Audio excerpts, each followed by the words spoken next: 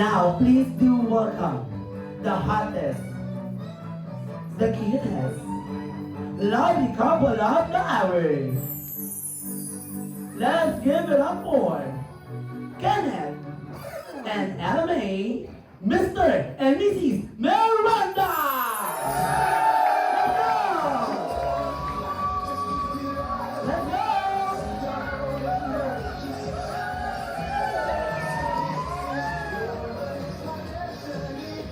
At sabay-sabay tayo babati ng malakas na mabuhay ang bagong kasal in 3, 2, 1, and...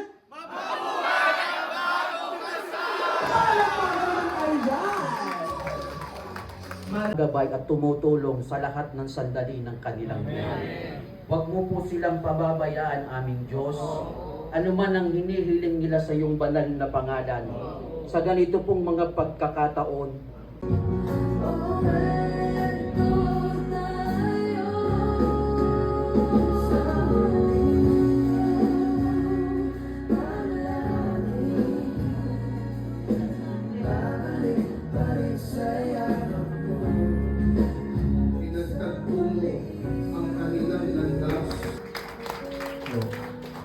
Una-una po, maraming salamat po sa mga dumalo sa aming kasal.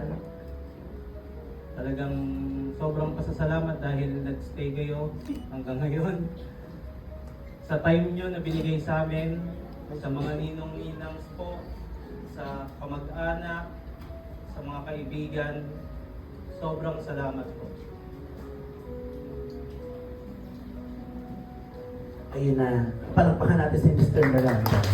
Bago magbigay ng pasasalamat ang ating magandang bride, suppliers na naging parte ng inyong planning for this wonderful milestone in your relationship.